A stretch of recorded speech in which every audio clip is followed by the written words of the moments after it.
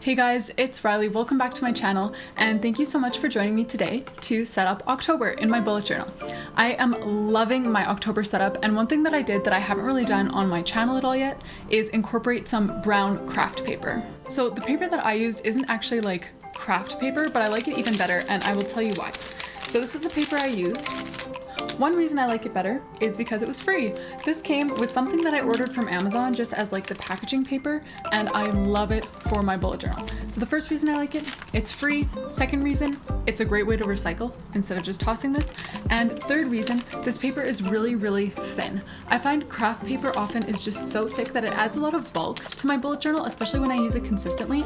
And I don't mind when my bullet journal bulges a bit, but when it starts to get like unruly, I really don't like that. So that's one reason that I like using just paper like this, brown paper that you get as like wrapping paper or in packaging, or even like a paper lunch bag or something like that. Personally, I prefer those things over craft paper, just because they do keep it a lot lighter for your bullet journal. Now, aside from the craft paper, I'm using some pretty basic elements. I'll be using one of my Crayola Super Tips as kind of the theme color. I'll also be using my Bic Intensity fine liners, as well as a white gel pen. And in the video, I used my Jelly Roll white gel pen, but actually in the very short time since I filmed that video, I have gotten a new white gel pen, and I'm really, really loving that one. So I'll try to link both of those in the description. I will be making this entire spread in my typical A5 dot grid bullet journal. So go ahead and join me if you want to journal with me, grab your supplies. If not, just come and hang out. I've got my Artist Loft A5 journal here that I got from Michael's. It was about $10. I think it's a great budget-friendly journal, especially for people who are just starting out. So if you want to know more about that, feel free to check out my budget-friendly bullet journal supplies video, or you can just check out the description as well. I'll try to link as many things as I can. Now for the stripes here, I'm using one of my Crayola Super Tips, kind of a muted sage color. And if you joined me to swatch and label all of those markers earlier on my channel, this is number 42. So if that helps you with any sort of reference point.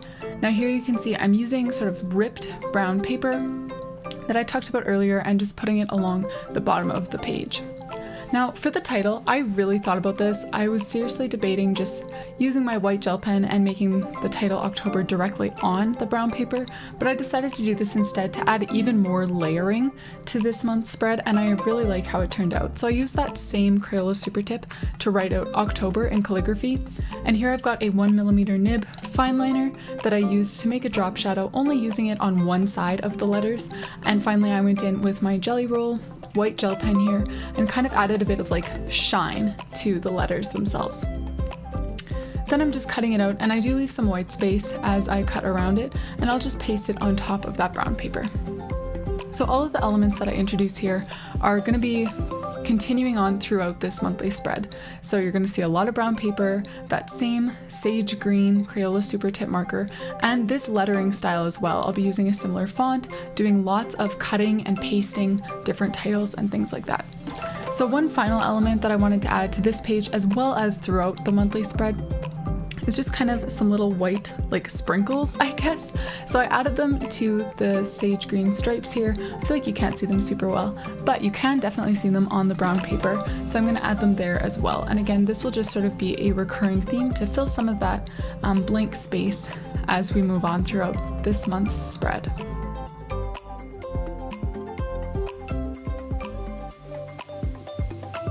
The next two spreads I want to use here are two of my favorite ones each month.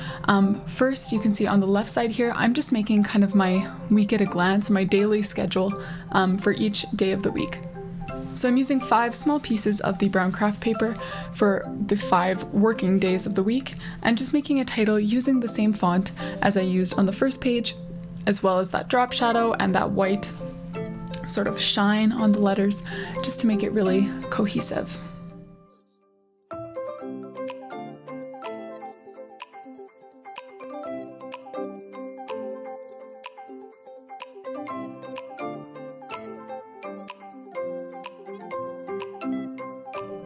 Now I tried to make a similar like sprinkling effect as I did with the white gel pen on the first page, but I used the sage green here since I was doing it on a white background.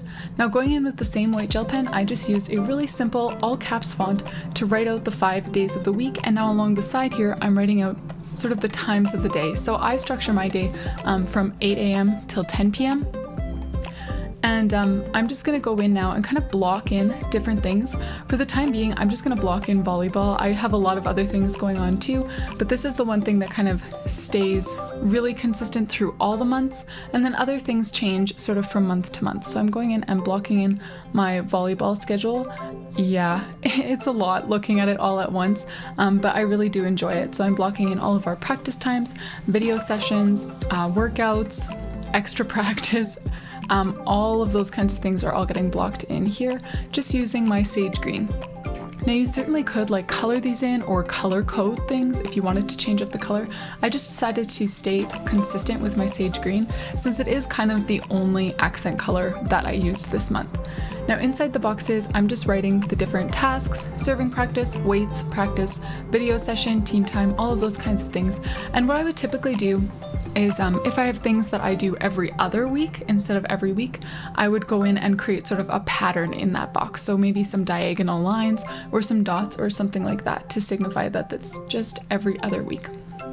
Now on the other page here, I like to look at my whole month at a glance, and this is where I put bigger events. So daily tasks on the left and big events on the right. And I really like having these two spreads right side by side. It gives me a really good idea of what my month is going to look like.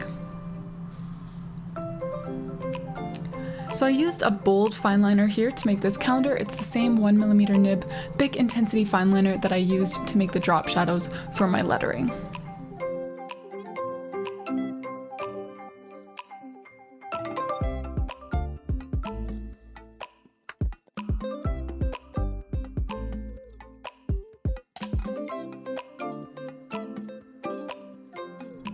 Now again, you can see a lot of the same themes coming through. I've got that same font, just writing out events along the top. I've got that brown paper on the bottom.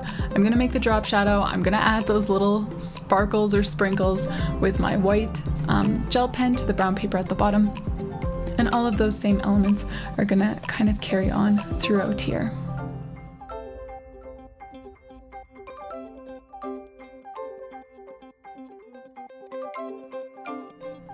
One thing that I should have mentioned on the cover page of this spread is that the cover page itself was actually inspired by a Pinterest post that I saw, and that post only included a cover page, so I kind of used that to build the rest of this spread as that inspiration. But if you want to check out the original post that I found and what inspired this spread, please feel free. I will link it in the description, so you can definitely go support that creator as well.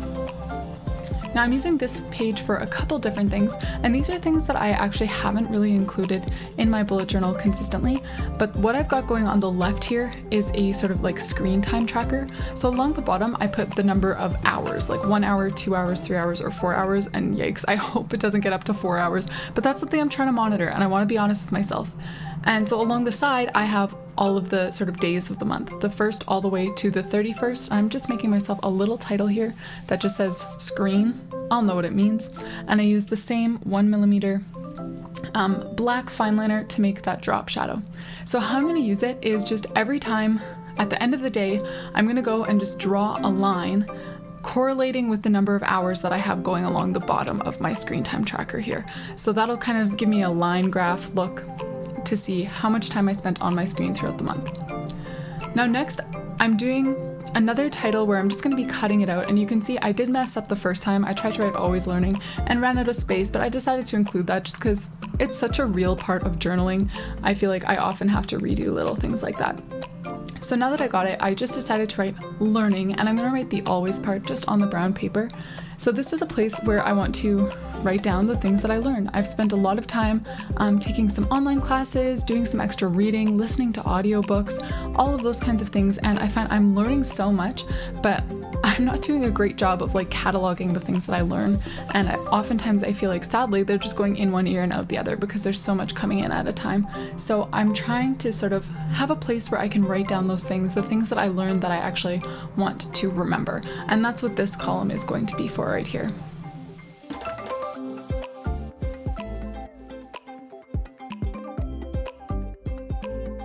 The next page here is another thing that I don't do super often in my bullet journal, and this is just a place to write down things that I'm grateful for. So I'm not sure yet if I'm going to do it every single day or when I feel like it or once a week. I didn't put any like numbers or rows or anything like that on the brown paper that I'm going to use for actually writing down the things that I'm grateful for. I wanted to kind of leave that up in the air so I can play around with it throughout the month and figure out if this is something I want to continue with, and if so, what sort of like format I want to use for it. So I'm making the title here in the same way that I've done my other titles, using that sage, the drop shadow, and the white, and I'm going to go ahead and cut it out and paste it onto the page along with some brown paper.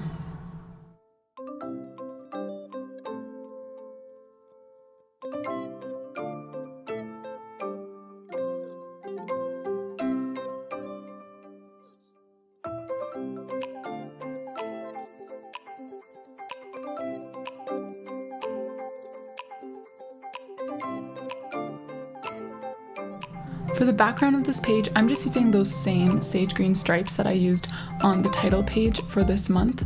And I'm leaving the middle open just because I know for a fact that I'm going to be gluing down brown paper and the title on top of that, so I'm not going to see it anyways.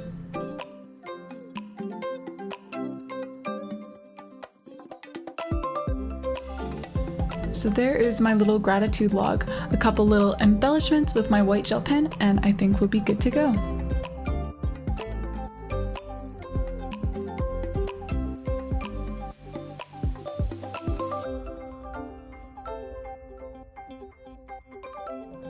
So the next page here is my first weekly spread of this month. You can see I've already kind of gone in and divided my page into 6 columns so that I can make 7 boxes for the days of the week. My boxes for Saturday and Sunday are a lot smaller just because I usually don't have as much on my schedule or as many tasks on those days.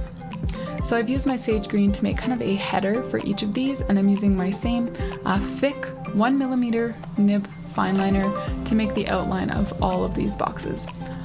I've been playing around a lot lately with different styles of weekly layouts, and one that I really like is the one with these nice long boxes because I feel like it gives me plenty of space to separate my tasks from my events, and that's one thing I really like. So I've been liking weekly layouts that allow me to stretch out the boxes in one way or the other. So if they're like really wide, I'll split them into 2 columns, one for tasks, one for events. And if they're really long like this, I'll kind of divide it somewhere in the middle to have tasks on top, events on the bottom, or the other way around. It's those square weekly spreads that just haven't really been working well for me because they don't give me that space to divide those things out.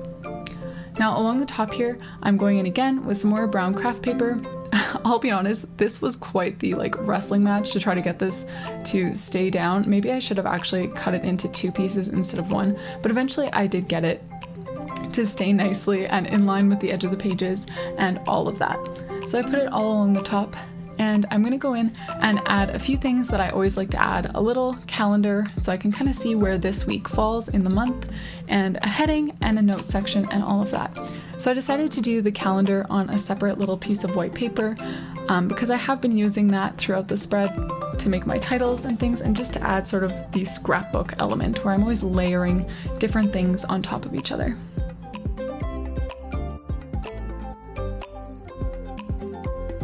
Now for the title of this week, I did decide to do something a little bit different with my headings instead of making it on the separate paper and just gluing it in. And I just did that because I already had the calendar right there that was kind of following that theme. I decided to just go in with my white gel pen instead and just write the week.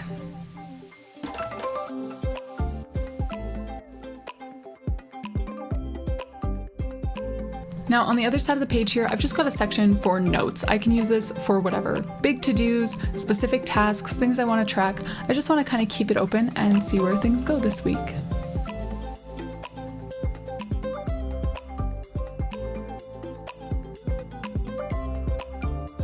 And now for a little flip through of our October setup.